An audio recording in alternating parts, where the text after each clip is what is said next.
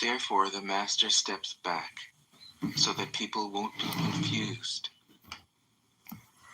He teaches without a teaching so that people will have nothing to learn. 73. The Tao is always at ease. It overcomes without competing, answers without speaking a word, arrives without being summoned, accomplishes without a plan. Its net covers the whole universe, and though its meshes are wide, it doesn't let a thing slip through. 74. 16 years old, 8 years old. If you realize that all things change, there is nothing you will try to hold on to. If you aren't afraid of dying, there is nothing you can't achieve. Trying to control the future is like trying to take the master carpenter's place. When you handle the master carpenter's tools, chances are that you'll cut your hand. 75. When taxes are too high, people go hungry. When the government is too intrusive, people lose their spirit. Act for the people's benefit. Trust them. Leave them alone. 76. Men are born soft and supple. Dead, they are stiff and hard. Plants are born tender and pliant. Dead, they are brittle and dry. Thus, whoever is stiff and inflexible is a disciple of death. Whoever is soft and yielding is a disciple of life. The hard and stiff will be broken. The soft and supple will prevail. Now for $1 million, yeah, you gotta go. 77. As it acts in the world, the Tao is like the bending of a bow. You're like an innocent The child. top is bent downward. The tongue would be charmed. The bottom is bent up. It adjusts excess and deficiency so that there is perfect balance. Leslie, are you working? It takes from what is too much and gives to what isn't enough. That's okay. Those who try to control, who use force to protect their power, go against the direction of the Tao. They take from those who don't have enough and give to those who have far too much. The master can keep giving because there is no end to her wealth. She acts without expectation, succeeds without taking credit, and doesn't think that she is better than anyone else. 78. Nothing in the world is as soft and yielding as water. Yet for dissolving the hard and inflexible, nothing can surpass it. The soft overcomes the hard. The gentle overcomes the rigid. Everyone knows this is true, but few can put it into practice. Therefore, the master remains serene in the midst of sorrow. Evil cannot enter his heart, because he has given up helping. He is people's greatest help. True words seem paradoxical. 79. Failure is an opportunity. If you blame someone else, there is no end to the blame. Therefore, the master fulfills her own obligations and corrects her own mistakes. She does what she needs to do and demands nothing of others. 80. If a country is governed wisely, its inhabitants will be content. They enjoy the labor of their hands and don't waste time inventing labor-saving machines. Since they dearly love their homes, they aren't interested in travel. There may be a few wagons and boats, but these don't go anywhere. There may be an arsenal of weapons, but nobody ever uses them. People enjoy their food, take pleasure in being with their families, spend weekends working in their gardens, delight in the doings of the neighborhood. And even though the next country is so close that people can hear its roosters crowing and its dogs barking, they are content to die of old age without ever having gone to see it. 81. True words aren't eloquent. Eloquent words aren't true. Wise men don't need to prove their point. Men who need to prove their point aren't wise. The master has no possessions. The more he does for others, the happier he is.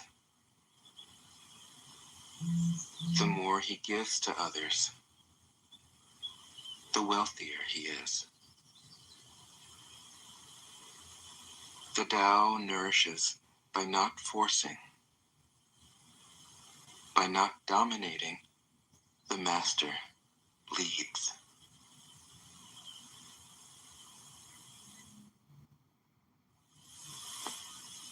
Tao Te Ching can be translated as the book of the immanence of the way, or the book of the way and of how it manifests itself in the world, or simply the book of the way. Since it is already well known by its Chinese title, I have let that stand. About Lao Tzu, its author, there's practically nothing to be said. He may have been an older contemporary of Confucius, 551 to 479 BCE, and may have held the position of archive keeper in one of the petty kingdoms of the time. But all the information that has come down to us is highly suspect. Even the meaning of his name is uncertain. The most likely interpretations, the old master, or more picturesquely, the old boy. Like an Iroquois woodsman, he left no traces. All he left us is his book, the classic manual on the art of living, written in a style of gem-like lucidity, radiant with humor and grace, and large-heartedness and deep wisdom, one of the wonders of the world. People usually think of Lao Tzu as a hermit, a dropout from society, dwelling serenely in some mountain hut, unvisited except perhaps by the occasional traveler arriving from a 60s joke to ask, "What is the meaning of life?" But it's clear from his teachings that he deeply cared about society, if society means the welfare of one's fellow human beings. His book is, among other things, a treatise on the art of government, whether of a country or of a child. The misperception may arise from his insistence on wei wu wei, literally, doing, not doing, which has been seen as passivity. Nothing could be further from the truth. A good athlete can enter a state of body awareness in which the right stroke or the right movement happens by itself, effortlessly, without any interference of the conscious will. This is a paradigm for non-action, the purest and most effective form of action. The game plays the game. The poem writes the poem. We can't tell the dancer from the dance.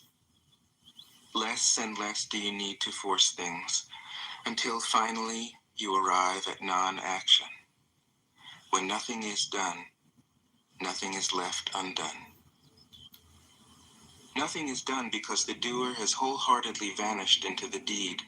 The fuel has been completely transformed into flame. This nothing is in fact everything. It happens when we trust the intelligence of the universe in the same way that an athlete or a dancer trusts the superior intelligence of the body. Hence Lao Tzu's emphasis on softness. Softness means the opposite of rigidity and is synonymous with suppleness, adaptability, endurance.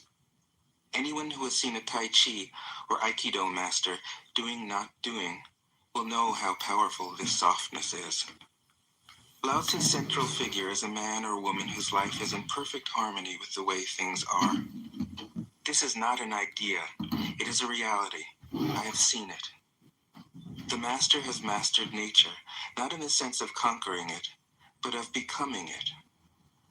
In surrendering to the Tao, in giving up all concepts, judgments, and desires, her mind has grown naturally compassionate. She finds, deep in her own experience, the central truths of the art of living, which are paradoxical only on the surface, that the more truly solitary we are, the more compassionate we can be. The more we let go of what we love, the more present our love becomes. The clearer our insight into what is beyond good and evil, the more we can embody the good. Until finally she is able to say, in all humility, I am the Tao, the truth, the life. The teaching of the Tao Te Ching is moral in the deepest sense. Unencumbered by any concept of sin, the master doesn't see evil as a force to resist, but simply as an opaqueness, a state of self-absorption, which is in disharmony with the universal process, so that, as with a dirty window, the light can't shine through.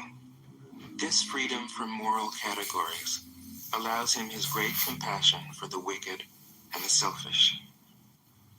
Thus, the master is available to all people and doesn't reject anyone. He is ready to use all situations and doesn't waste anything. This is called embodying the light. What is a good man but a bad man's teacher? What is a bad man but a good man's job? If you don't understand this, you will get lost, however intelligent you are. It is the great secret. The listener will notice that in the many passages where Lao Tzu describes the master, I've used the pronoun she at least as often as he. The Chinese language doesn't make this kind of distinction. In English, we have to choose. But since we are all potentially the master, since the master is, essentially, us, I felt it would be untrue to present a male archetype, as other versions have, ironically, done. Ironically, because of all the great world religions, the teaching of Lao Tzu is by far the most female. Of course, you should feel free throughout the recording to substitute he for she, or vice versa. As to method, I worked from Paul Karas's literal version, which provides English equivalents, often very quaint ones, alongside each of the Chinese ideograms. I also consulted dozens of translations into English, German, and French. But the most essential preparation for my work was a 14 years long course of Zen training, which brought me face to face with Lao Tzu and his true disciples and heirs, the early Chinese Zen masters. With great poetry, the freest translation is sometimes the most faithful. We must try its effect as an English poem, Dr. Johnson said. That is the way to judge of the merit of a translation. I have often been fairly literal, or as literal as one can be with such a subtle, kaleidoscopic book as the Tao Te Ching. But I have also paraphrased, expanded, contracted, interpreted, worked with the text, played with it, until it became embodied in a language that felt genuine to me.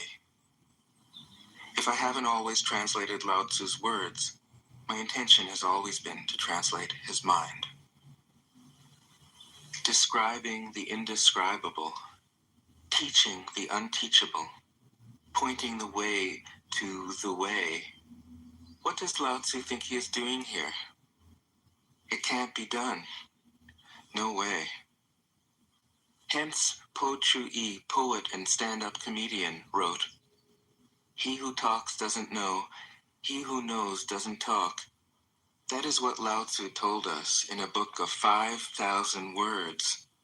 If he was the one who knew, how could he have been such a blabbermouth?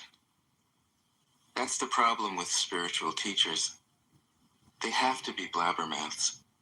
But their words are, in the traditional Buddhist metaphor, fingers pointing at the moon. If you watch the finger, you can't see the moon. How meticulous the great masters had to be.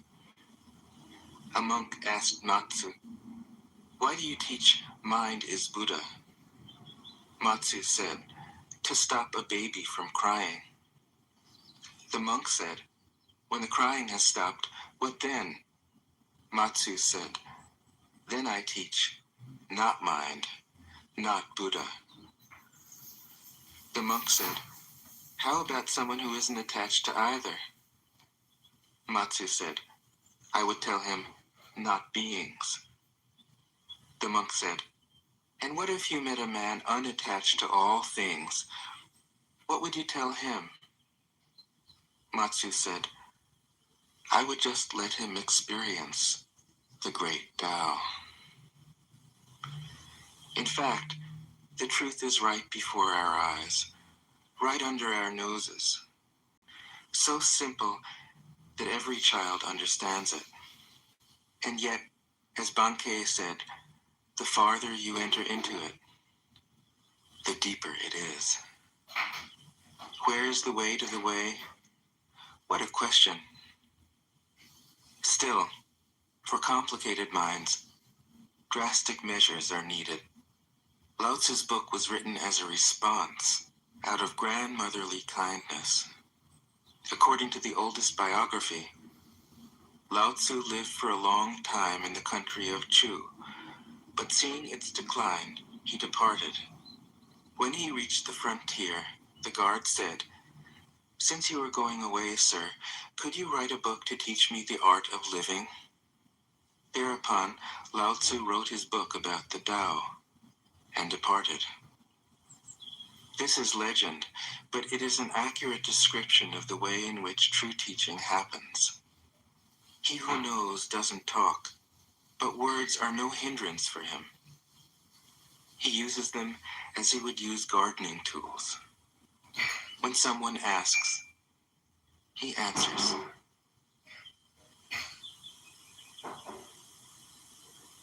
Tao Te Ching. 1. The Tao that can be told is not the eternal Tao. The name that can be named is not the eternal name. The unnameable is the eternally real. Naming is the origin of all particular things. Free from desire, you realize the mystery. Caught in desire, you see only the manifestations. Yet mystery and manifestations arise from the same source. This source is called darkness. Darkness within darkness. The gateway to all understanding.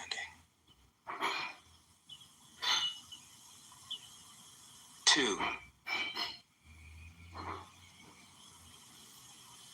When people see some things as beautiful, other things become ugly.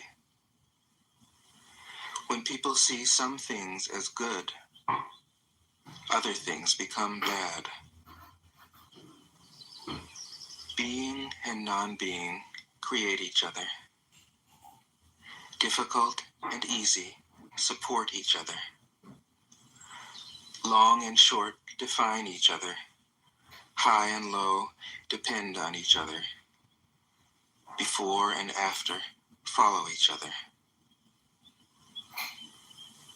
Therefore the master acts without doing anything and teaches without saying anything.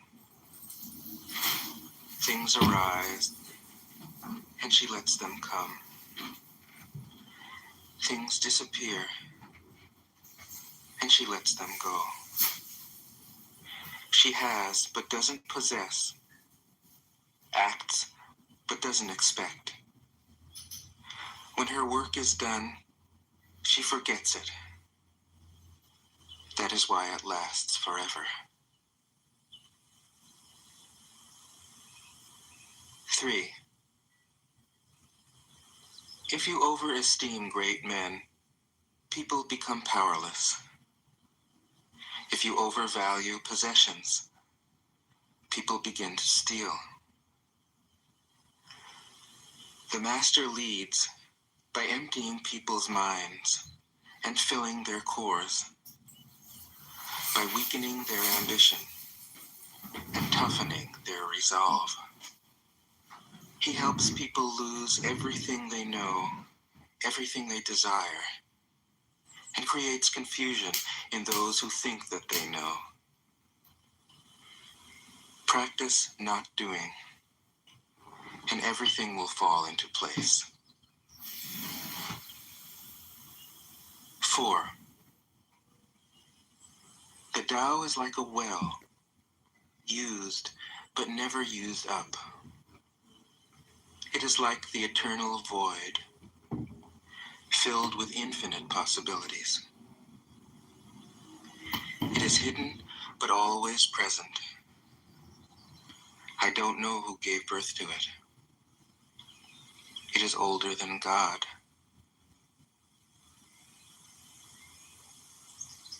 5. The Tao doesn't take sides. It gives birth to both good and evil. The Master doesn't take sides. She welcomes both saints and sinners. The Tao is like a bellows. It is empty, yet infinitely capable. The more you use it, the more it produces. The more you talk of it, the less you understand. Hold on to the center. 6. The Tao is called the Great Mother. Empty, yet inexhaustible, it gives birth to infinite worlds. It is always present within you. You can use it any way you want.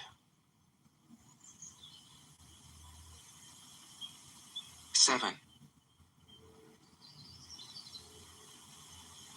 The Tao is infinite, eternal. Why is it eternal? It was never born, thus it can never die. Why is it infinite? It has no desires for itself. Thus, it is present for all beings. The Master stays behind. That is why she is ahead. She is detached from all things. That is why she is one with them. Because she has let go of herself, she is perfectly fulfilled. 8.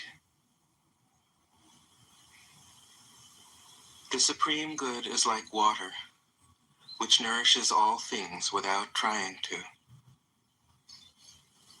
It is content with the low places that people disdain. Thus, it is like the Tao. In dwelling, live close to the ground. In thinking, keep to the simple. In conflict, be fair and generous. In governing, don't try to control. In work, do what you enjoy. In family life, be completely present.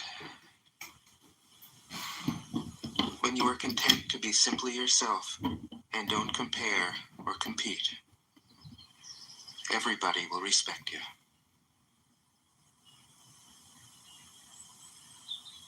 9. Fill your bowl to the brim, and it will spill. Keep sharpening your knife, and it will blunt. Chase after money and security, and your heart will never unclench. Care about people's approval, and you will be their prisoner.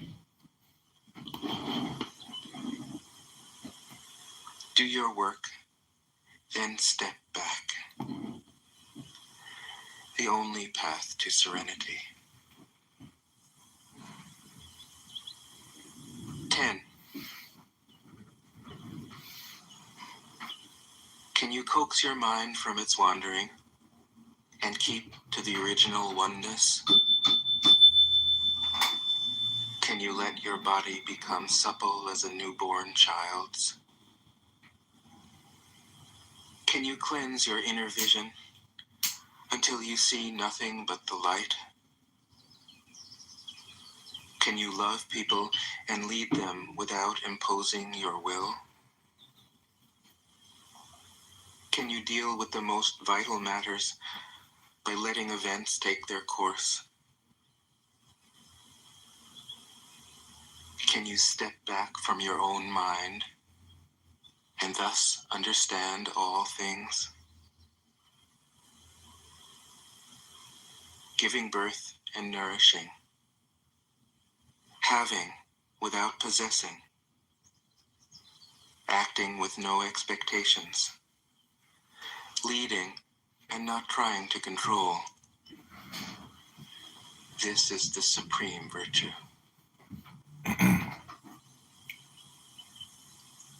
11. We join spokes together in a wheel, but it is the center hole that makes the wagon move. We shape clay into a pot, but it is the emptiness inside that holds whatever we want. We hammer wood for a house, but it is the inner space that makes it livable. We work with being, but non-being is what we use. 12. Colors blind the eye. Sounds deafen the ear. Flavors numb the taste. Thoughts weaken the mind. Desires wither the heart. The master observes the world, but trusts his inner vision.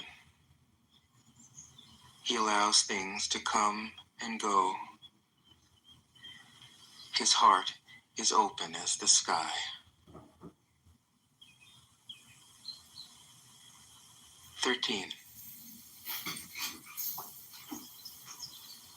Success is as dangerous as failure. Hope is as hollow as fear. What does it mean that success is as dangerous as failure? Whether you go up the ladder or down it, your position is shaky. When you stand with your 2 feet on the ground, you will always keep your balance. What does it mean that hope is as hollow as fear? Hope and fear are both phantoms that arise from thinking of the self. When we don't see the self as self, what do we have to fear? See the world as yourself. Have faith in the way things are. Love the world as yourself. Then you can care for all things. 14. Look, and it can't be seen. Listen, and it can't be heard. Reach, and it can't be grasped. Above, it isn't bright. Below, it isn't dark. Seamless, unnameable, it returns to the realm of nothing. Form that includes all forms. Image without an image. Subtle, beyond all conception. Approach it, and there is no beginning. Follow it, and there is no end. You can't know it, but you can be it. At ease in your own life. Just realize where you come from. This is the essence of wisdom. 15. The ancient masters were profound and subtle. Their wisdom was unfathomable. There is no way to describe it. All we can describe is their appearance. They were careful as someone crossing an iced-over stream, alert as a warrior in enemy territory, courteous as a guest, fluid as melting ice, shapeable as a block of wood, receptive as a valley, clear as a glass of water. Do you have the patience to wait till your mud settles and the water is clear? Can you remain unmoving till the right action arises by itself?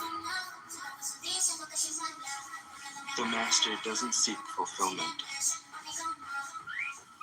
Not seeking, not expecting. She is present and can welcome all things. 16. Empty your mind of all thoughts. Let your heart be at peace. Watch the turmoil of beings. but contemplate their return. Each separate being in the universe returns to the common source. Returning to the source is serenity. If you don't realize the source, you stumble in confusion and sorrow. When you realize where you come from, you naturally become tolerant, disinterested, amused, kind-hearted as a grandmother, dignified as a king. Immersed in the wonder of the Tao, you can deal with whatever life brings you. And when death comes, you are ready. 17. When the master governs, the people are hardly aware that he exists. Next best is a leader who is loved. Next, one who is feared. The worst is one who is despised. If you don't trust the people, you make them untrustworthy. The master doesn't talk, he acts. When his work is done, the people say, "Amazing, we did it, all by ourselves." 18. When the great Tao is forgotten, goodness and piety appear. When the body's intelligence declines, cleverness and knowledge step forth. When there is no peace in the family, filial piety begins. When the country falls into chaos, patriotism is born. 19. Throw away holiness and wisdom, and people will be 100 times happier. Throw away morality and justice, and people will do the right thing. Throw away industry and profit, and there won't be any thieves. If these three aren't enough, just stay at the center of the circle and let all things take their course. 20. Stop thinking and end your problems. What difference between yes and no?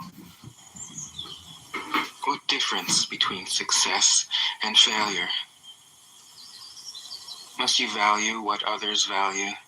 Avoid what others avoid? How ridiculous. Other people are excited, as though they were at a parade. I alone don't care.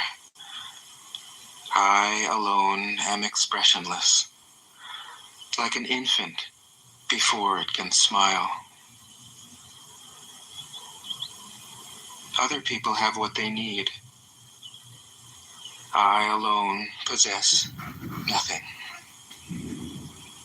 I alone drift about, like someone without a home.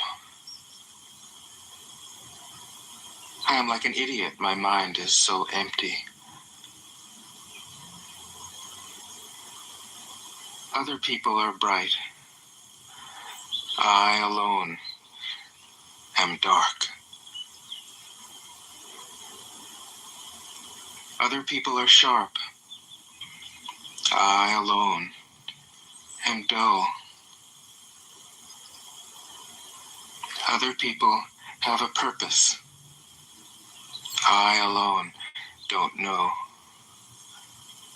I drift like a wave on the ocean. I blow as aimless as the wind. I am different from ordinary people. I drink from the Great Mother's breasts. 21. The Master keeps her mind always at one with the Tao. That is what gives her her radiance. The Tao is ungraspable. How can her mind be at one with it? Because she doesn't cling to ideas. The Tao is dark and unfathomable. How can it make her radiant? Because she lets it. Since before time and space were, the Tao is. It is beyond is and is not. How do I know this is true? I look inside myself and see.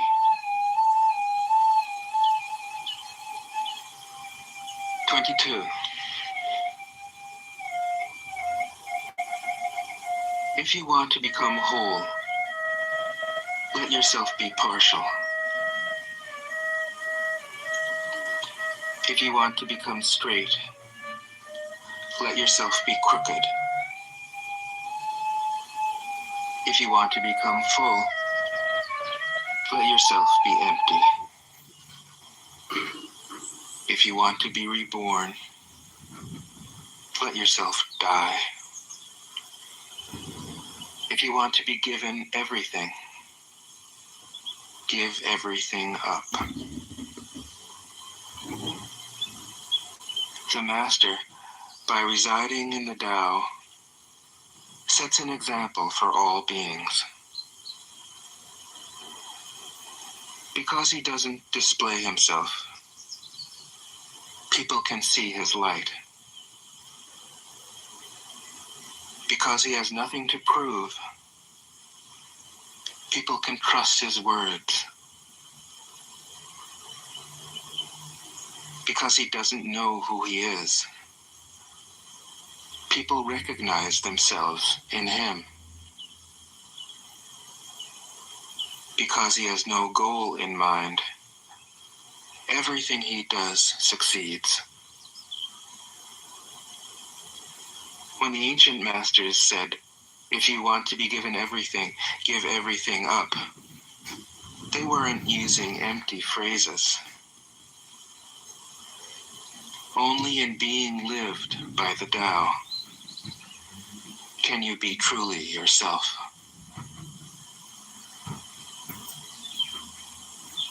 23. Express yourself completely, then keep quiet. Be like the forces of nature. When it blows, there is only wind. When it rains, there is only rain. When the clouds pass, the sun shines through. If you open yourself to the Tao, you are at one with the Tao, and you can embody it completely. If you open yourself to insight, you are at one with insight, and you can use it completely. If you open yourself to loss, you are at one with loss, and you can accept it completely. Open yourself to the Tao, then trust your natural responses, and everything will fall into place. 24. He who stands on tiptoe doesn't stand firm. He who rushes ahead doesn't go far. He who tries to shine dims his own light. He who defines himself can't know who he really is. He who has power over others can't empower himself. He who clings to his work will create nothing that endures. If you want to accord with the Tao, just do your job, then let go. 25. There was something formless and perfect before the universe was born.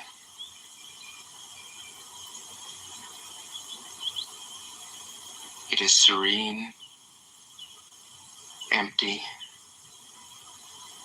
solitary, unchanging, infinite, eternally present. It is the mother of the universe. For lack of a better name, I call it the Tao.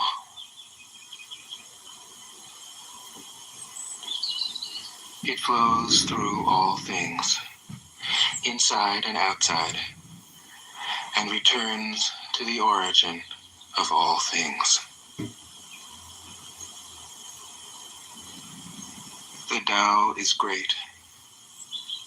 The universe is great. Earth is great. Man is great. These are the four great powers. Man follows the earth. Earth follows the universe. The universe follows the Tao. The Tao follows only itself. 26. The heavy is the root of the light. The unmoved is the source of all movement.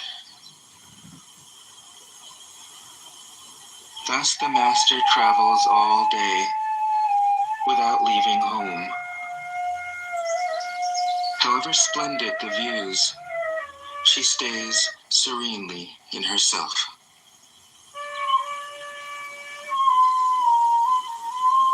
Why should the lord of the country flit about like a fool? If you let yourself be blown to and fro, you lose touch with your root.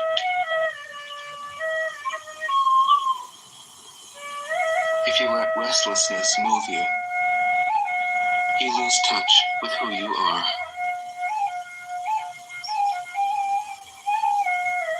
27. A good traveler has no fixed plans and is not intent upon arriving.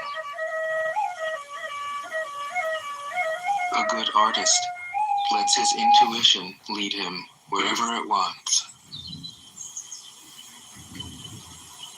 A good scientist has freed himself of concepts and keeps his mind open to what is. Thus the master is available to all people and doesn't reject anyone. He's ready to use all situations and doesn't waste anything.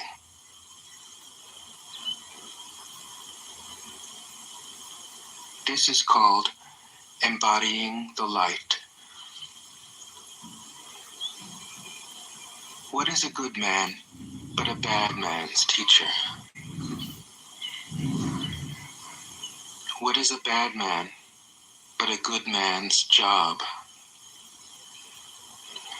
If you don't understand this, you will get lost, however intelligent you are. It is the great secret.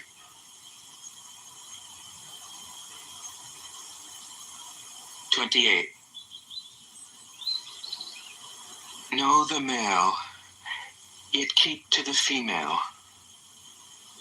Receive the world in your arms. If you receive the world, the Tao will never leave you, and you will be like a little child. Know the white, yet keep to the black. Be a pattern for the world. If you are a pattern for the world, the Tao will be strong inside you, and there will be nothing you can't do.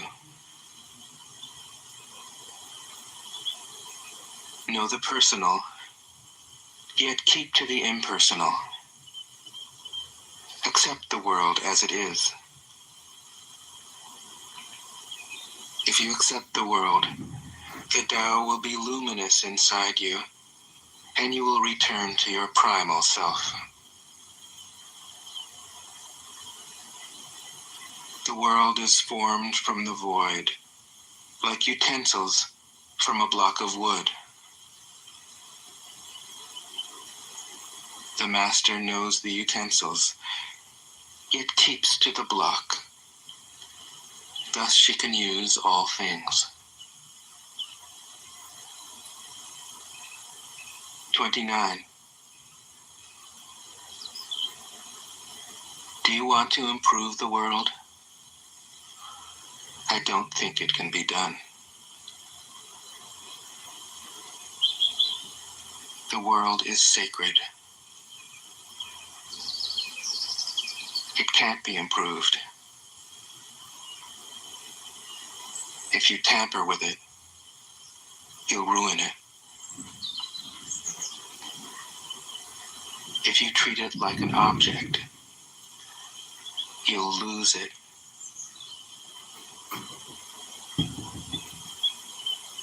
There is a time for being ahead, a time for being behind, a time for being in motion, a time for being at rest, a time for being vigorous, a time for being exhausted, a time for being safe, a time for being in danger. The master sees things as they are, without trying to control them. She lets them go their own way and resides at the center of the circle. 30. Whoever relies on the Tao in governing men doesn't try to force issues or defeat enemies by force of arms. For every force, there is a counterforce. Violence, even well-intentioned, always rebounds upon oneself.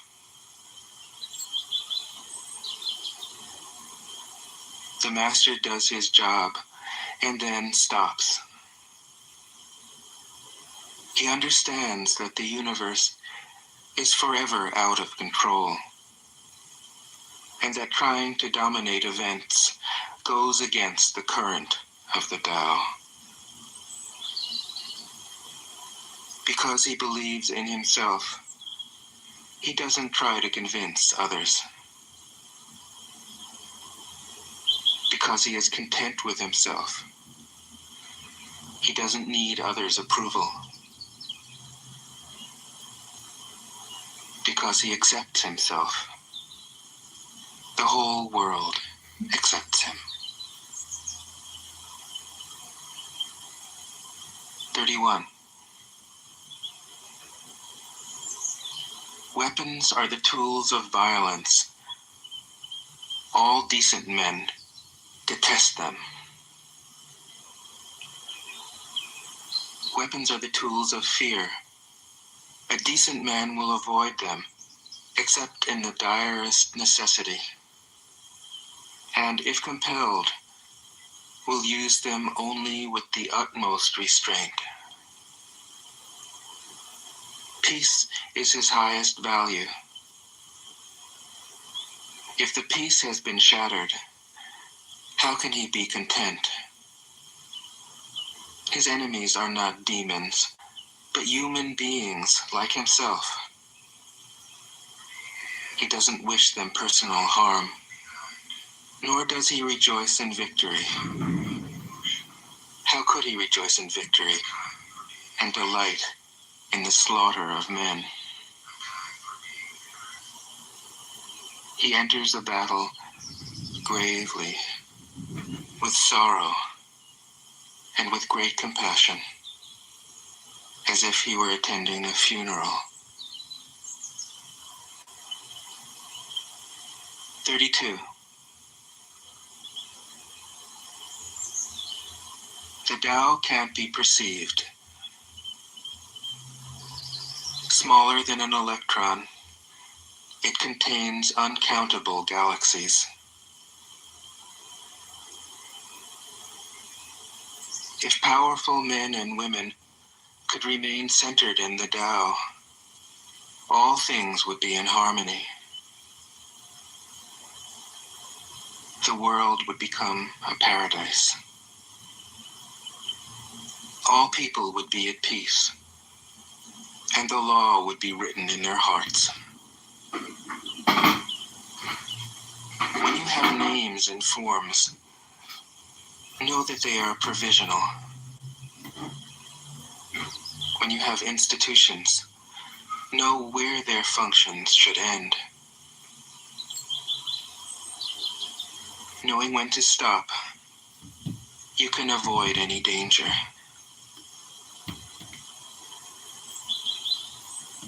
All things end in the Tao, as rivers flow into the sea.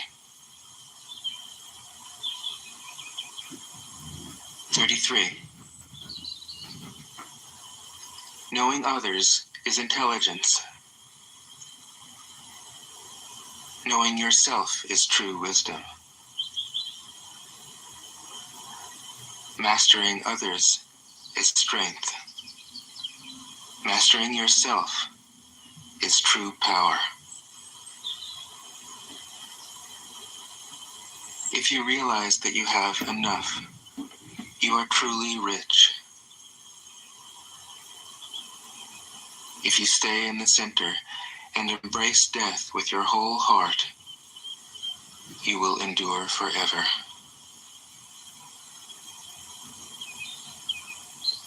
34. The great Tao flows everywhere. All things are born from it, yet it doesn't create them. It pours itself into its work, yet it makes no claim.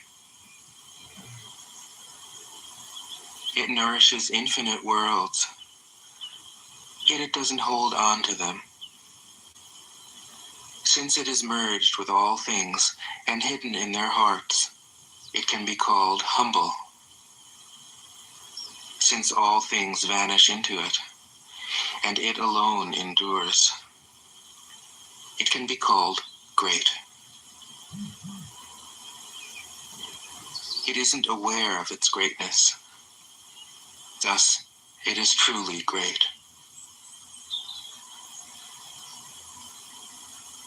35. She who is centered in the Tao can go where she wishes without danger. She perceives the universal harmony, even amid great pain, because she has found peace in her heart.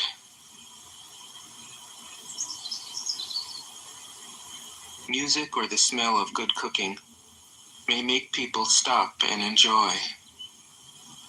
But words that point to the Tao seem monotonous and without flavor. When you look for it, there's nothing to see. When you listen for it, Tao Te Ching can be translated as the book of the imminence of the way, or the book of the way and of how it manifests itself in the world, or simply the book of the way. Since it is already well known by its Chinese title, I have let that stand. About Lao Tzu, its author, there's practically nothing to be said. He may have been an older contemporary of Confucius, 551 to 479 BCE, and may have held the position of archive keeper in one of the petty kingdoms of the time. But all the information that has come down to us is highly suspect. Even the meaning of his name is uncertain. The most likely interpretations, the old master, or more picturesquely, the old boy. Like an Iroquois woodsman, he left no traces. All he left us is his book, the classic manual on the art of living, written in a style of gem-like lucidity, radiant with humor and grace, and large-heartedness and deep wisdom, one of the wonders of the world. People usually think of Lao Tzu as a hermit, a dropout from society, dwelling serenely in some mountain hut, unvisited except perhaps by the occasional traveler arriving from a 60s joke to ask, what is the meaning of life? But it's clear from his teachings that he deeply cared about society, if society means the welfare of one's fellow human beings. His book is, among other things, a treatise on the art of government, whether of a country or of a child. The misperception may arise from his insistence on wei wu wei, literally doing, not doing, which has been seen as passivity. Nothing could be further from the truth. A good athlete can enter a state of body awareness in which the right stroke or the right movement happens by itself, effortlessly, without any interference of the conscious will. This is a paradigm for non-action, the purest and most effective form of action. The game plays the game. The poem writes the poem. We can't tell the dancer from the dance. Less and less do you need to force things, until finally you arrive at non-action. When nothing is done, nothing is left undone. Nothing is done because the doer has wholeheartedly vanished into the deed. The fuel has been completely transformed into flame.